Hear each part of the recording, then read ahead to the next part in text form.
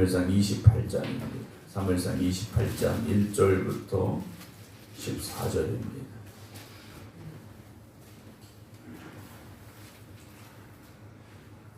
(28장) 1절부터 14절입니다.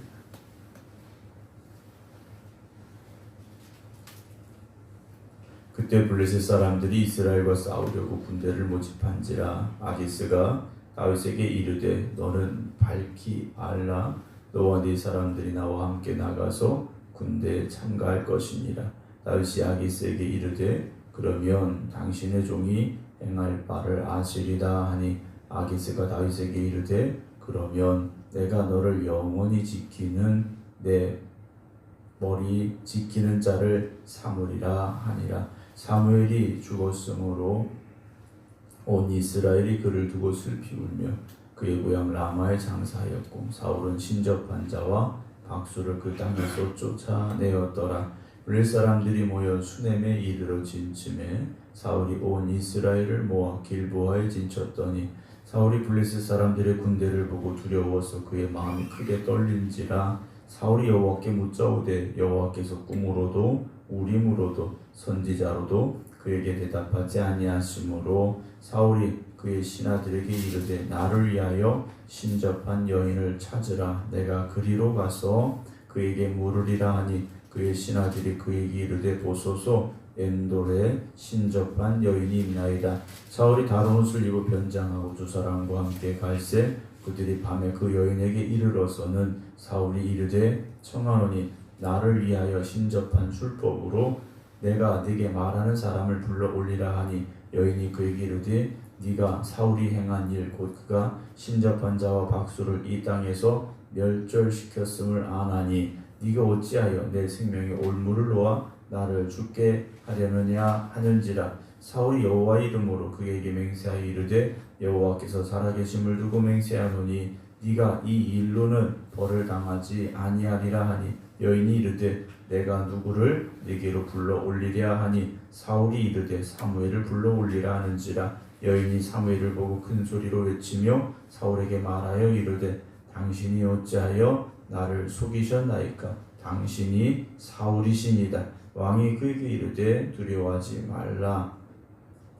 네가 무엇을 보았느냐 하니 여인이 사울에게 이르되 내가 영이 땅에서 올라오는 것을 보았나이다 하는지라. 사울이 그에게 이르되 그의 모양이 어떠하냐 하니 그가 이르되 한 노인이 올라오는데 그가 겉옷을 입었나이다 하더라. 사울이 그가 사무엘인 줄 알고 그의 얼굴을 땅에 대고 절하니라. 아멘. 할렐루야. 하나님의 크신 내 가운데 믿음으로 살아가는 모든 성도 여러분들에게 주님의 은혜와 또한 주님의 도우심의 손길이 함께 하실 주님의 이름으로 축원합니다. 온라인으로 함께 예배드리고 계신 박경원 집사님, 김성자 권사님, 이기천 장로님, 김효옥 권사님, 김주문 장로님, 박정순 권사님, 박용료 권사님, 정학봉 권사님, 임승자 집사님, 김건욱 권사님 주님의 이름으로 축복합니다. 어제 온라인을 켰었는데 중간에 꺼져버린 바람에 온라인 송출이 안 됐습니다. 그래서 예배가 끝난 뒤에 다시 예배 영상을 찍어서 올렸는데요.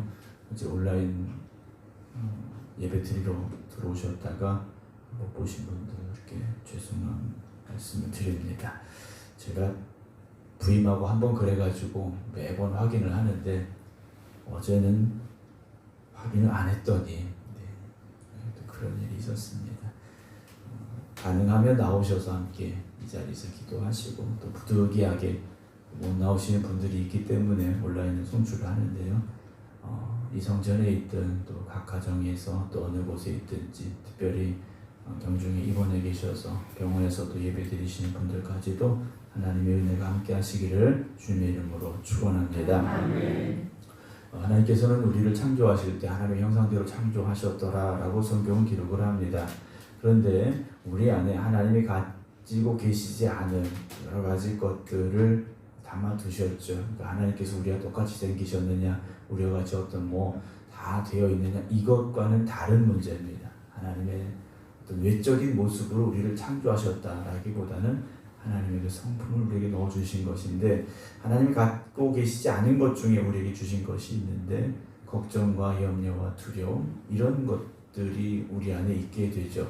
왜 하나님께서 우리에게 걱정하게 하시고 염려하게 하시고 두려워하게 하셨을까라는 생각을 해봐요. 근데 우리가 그런 마음이 없으면 하나님을 찾을 수 있을까라는 생각이 듭니다.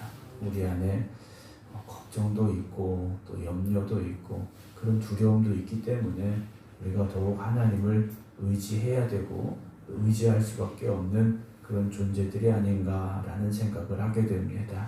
우리가 인생을 살아가면서 어떤 두려움이나 걱정이 찾아올 때 더욱더 하나님 앞에 나아가시기 바랍니다. 하나님 품 안이 가장 안전한 곳이고 하나님이 도우셔야 가장 은혜로운 길로 우리가 걸어갈 수 있기 때문인데요.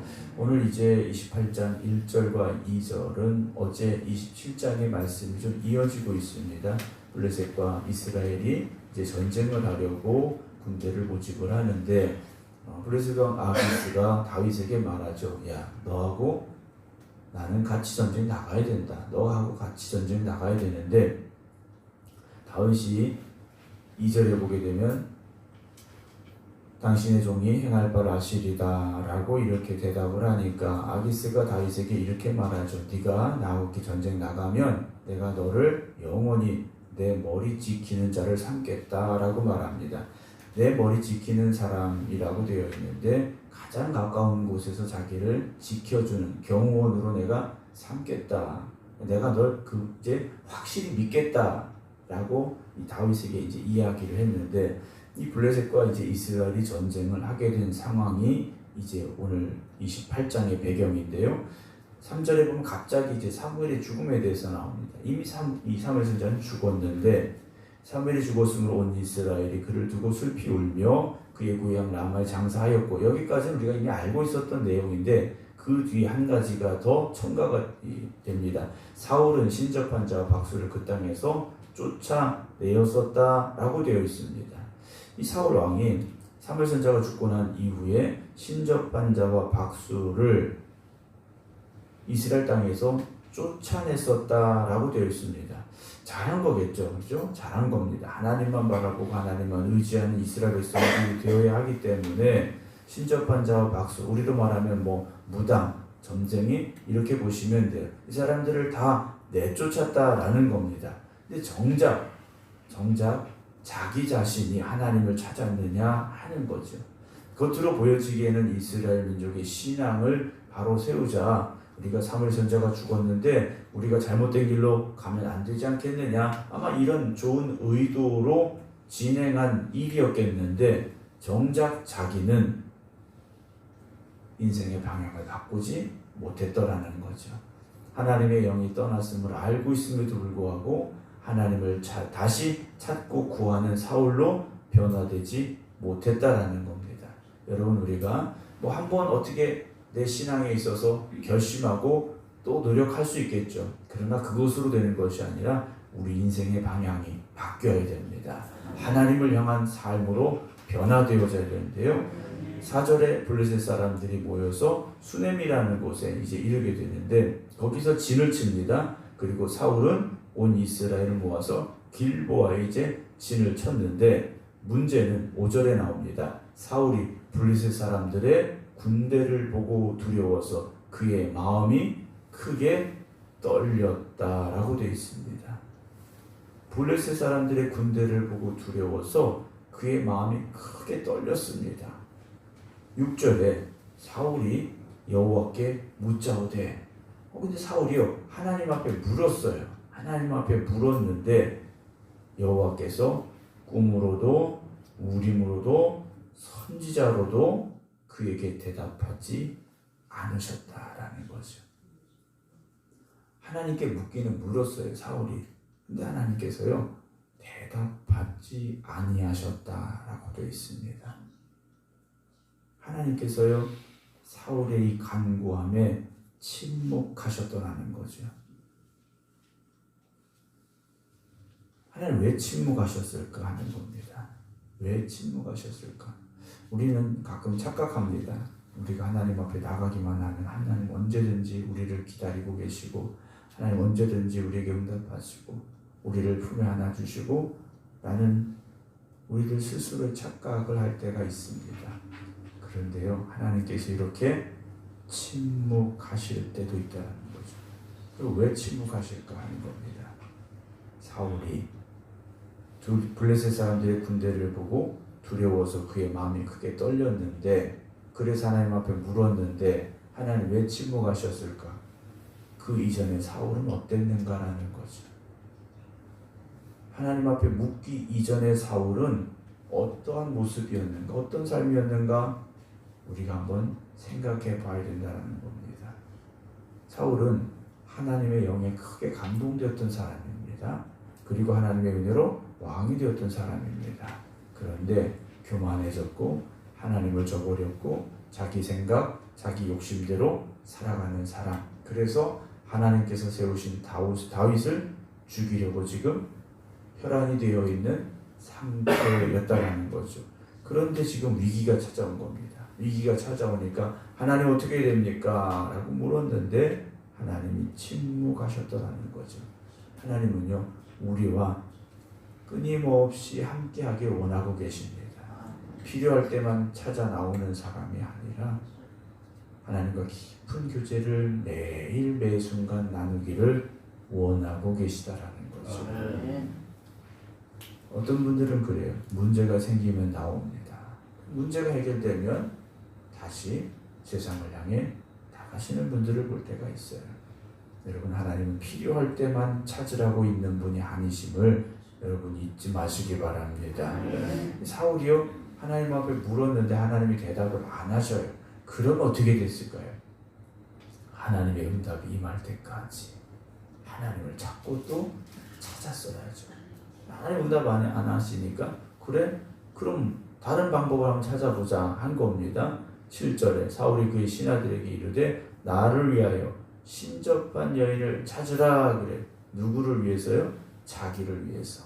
그러니까 앞에서 두려움과 떨림으로 하나님 앞에 물었는데 그것조차 누구를 위해서 찾은 겁니까? 자기를 위해서 찾았다라는 거죠. 그러니까 우리가 하나님을 위해서 살아가야 되는데 하나님이 나를 위해서 존재하시는 분으로 생각해서는 안 된다라는 겁니다. 물론 우리가 우리의 필요함과 문제를 가지고 하나님 앞에 나가죠. 그러나 하나님께서 나를 위해 존재하시는 분이 아니라 내가 하나님을 위해 살아가는 삶이 되기를 여러분 먼저 힘쓰시기 바랍니다. 아멘. 주님 하신 유명한 말씀이 있으시잖아요.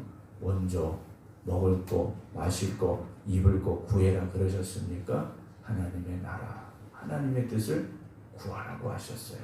오늘 우리가 그렇게 살아야 되는데 사울을 보면 그렇지 않습니다. 더군다나 나를 위하여 신접한 여인을 찾으라, 무당을 찾으라 그런 거예요. 이미 그런데 3절에서 사울이 어떻게 했다고 그랬습니까? 신접한 자 박수를 그 땅에서 쫓아냈었거든요. 그러니까 사울이 앞뒤가 안 맞는 거죠. 앞뒤가 맞지 않습니다.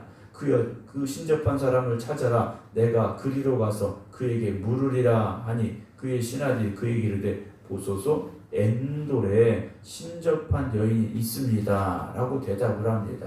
다 쫓아냈는데 아직도 머물러 있는 신접한 사람이 있었다라는 거죠. 그러니까 이스라엘 백성들이 어떻게 산 겁니까? 아직도 신접한 자 무당과 박수를 찾고 있었다라는 거예요. 무당과 박수를 찾고 있었다라는 거죠. 그러니까 사울의 개혁이 완전한 개혁도 되지 못했더라는 겁니다. 8절 사울이 다른 옷을 입고 변장을 하고 합니다. 왕의 행색을 하고 갈 수 없으니까 변장을 하고 하는데 두 사람과 함께 갈 때 그들이 밤에 그 여인에게 이르렀어는 그것도 낮에 못 가고 밤에 갔어요. 밤에 찾아가서 사울이 말합니다. 여기서 똑같이 나오죠. 나를 위하여 신접한 술법으로 내가 네게 말하는 사람을 불러올려라 라고 말합니다. 여인이 대답을 합니다. 네가 사울이 행한 일 곧 그가 신접한 자 박수를 이 땅에서 멸절시켰음을 아나니. 그러니까 이게 이스라엘 땅에 다 알려진 사건이었다라는 거죠. 다 알려진 사건이었는데 네가 어찌하여 내 생명에 올무를 놓아 나를 죽게 하려느냐. 네가 나를 죽은 사람을 불러올리는 그 일을 시켜서 나를 죽게 할 수도 있는데 왜 나한테 이러느냐 라고 묻습니다. 10절 사울이요 기가 막힌 대답을 합니다. 여호와의 이름으로 그에게 맹세하여 이르되 여호와께서 살아계심을 두고 맹세하노니 네가 이 일로는 벌을 당하지 아니하리라. 무당 찾아가서요 하나님의 이름을 걸고 맹세를 합니다. 11절 여인이 이르되 내가 누구를 내게로 불러 올리랴. 그러니까 이 여인이 잘하는 술법이 죽은 사람의 영을 불러 올리는 이런 일이었던 것 같아요. 그러면 이게 진짜일까 가짜일까 하는 문제지 않습니까? 오늘 본문의 마지막에 사무엘 선지자가 올라온 것으로 기록을 해요. 네. 여기서 문제되는 것이 무엇이냐? 잘못된 것이 무엇이냐? 땅에서 올라왔다라는 거죠. 땅에서 올라왔다라는 겁니다. 정확히 구분이 되는 개념이죠. 하늘과 땅이 구분이 되어지는데 사무엘 선지자가 땅에서 올라왔다. 이건 앞뒤가 안 맞는 말입니다. 하나님의 부름을 받은 선지자 사무엘이 땅에서 올라오지 않는다라는 거죠. 하늘에서 내려왔다라고 한다면 하나님 보내셨을 수도 있겠지만 땅에서 올라왔다 맞지 않습니다. 우리가 가끔 무당들이 하는 걸 보면 접신이라는 걸 하지 않습니까? 접신이라는 게 있어요. 무당들 중에 접신을 하는 무당들이 있는데 그러니까 죽은 조상들 중에 누가 그 무당의 몸을 빌어서 온다라는 그런 현상들이 있습니다. 아버지, 할머니, 이런 죽은 사람들의 영을 불러오는 무당들이 우리나라에 있긴 합니다. 비슷한 상황이라고 보시면 돼요. 그러면 그 사람들이 불러올리는 자기 몸에 접신한 그 죽은 사람의 영이 진짜일까 가짜일까 하는 거죠. 잘 생각하셔야 됩니다. 진짜일까 가짜일까. 여러분 그게 진짜라고 생각하면 오늘 사무엘 선지자가 올라온 것도 진짜가 될 수밖에 없습니다. 물론 내일 드릴 말씀에 보면 불러올린 사무엘 선지자가 하는 말이 틀린 말은 없어요. 틀린 말은 없습니다. 그러나 분명한 건 하나님께서는 이렇게 만드시는 하나님이 아니시라는 거죠. 하나님은 이렇게 보여주시는 하나님이 아니시라는. 아예 목사님 이건 무당이 불렀으니까 올라올 수 있겠죠. 여러분 그렇지 않습니다. 그렇지 않아요. 두려움에 빠진 이들을 미혹하는 영이 이곳에 있다라는 거죠. 여러분 우리도요 두려움에 빠지면 이런 게 믿어지기 시작합니다. 이런 게 믿어지기 시작해요. 사람의 마음이 두려울 때 누구를 찾아야 됩니까? 하나님을 찾아야 되고 하나님만 의지해야 되고 하나님 말씀만 붙잡아야 되는데 마음이 연약해지면요 다른 걸 찾기 시작한다라는 겁니다. 다른 걸 찾기 시작해요. 그래서 사울처럼요 이 무당을 찾아가서 사무엘 선지자를 올려라 이렇게 이야기를 해요. 땅에서 올라온 건 악한 영이라는 것을 우리가 분명히 알아야 됩니다. 지하 세계로부터 올라왔다라는 거죠. 그러니까 지옥으로부터 올라왔다라는 이야기예요. 가장 악한 영들이 여기 역사하고 있음을 보게 되는데 이 여인이 당신이 어째서 나를 속이셨습니까? 당신이 사울입니다. 라고 이야기를 하죠. 그랬더니 13절 사울이 대답합니다. 두려워하지 말라. 네가 무엇을 보았느냐 하니 그러니까 보여진 건 사울도 보고 간 사람 다 본 게 아니라 누구 혼자 봤다라는 겁니까? 이 무당 혼자 봤다라는 거예요. 무당 혼자 보고 얘기를 하는데 14절 사울이 그에게 이르되 그의 모양이 어떠하냐 하니 라고 물어요. 그러니까 사울의 눈에는 보이지 않는 겁니다. 이 무당이 말하죠. 한 노인이 올라오는데 그가 겉옷을 입었나이다 라고 대답을 하죠. 사울이 그가 사무엘인 줄 알고 그의 얼굴을 땅에 대고 절했다라고 되어 있습니다. 사랑하는 성도 여러분, 사울이 정말 두려워야 될 것은 하나님이죠. 하나님을 두려워야 되는데 첫 번째 블레셋 군대를 두려워했고 그로 인하 이 전쟁에서 내가 지게 되면 내가 왕위에서 쫓겨나거나 죽을 텐데 라는 두려움에 빠져 있었고요. 근데 정말 두려워야 될 것은 무엇입니까? 하나님의 침묵하심을 두려워할 수 있었어야 됩니다. 내 생명을 위협하는 적군이 아니라 하나님께서 지금 내가 기도하고 있음에도 불구하고 침묵하고 계시다라는 것에 대한 거룩한 두려움이 있어야 됩니다. 근데 우리가 이런 것을 정말 두려워하고 있느냐라는 거죠. 당연히 하나님 내 곁에 계시다라는 착각 속에 살아가는 사람들이 많이 있다라는 것을 우리가 잊지 마시고 이번 사순절 기간 동안 우리가 하나님 앞에 한 걸음 더 가까이 나아갑니다.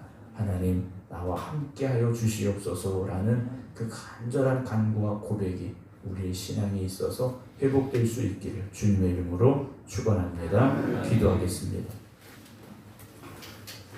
사울 왕이 블레셋과의 전쟁을 앞두고 있었습니다. 그 전쟁이 사울에게는 너무나도 큰 두려움으로 다가왔습니다.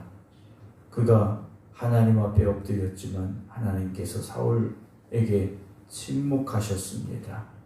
사울이 다시 하나님 앞에 엎드렸어야 되는데, 더욱 힘써 하나님 앞에 간구했어야 되는데 그렇지 못했습니다.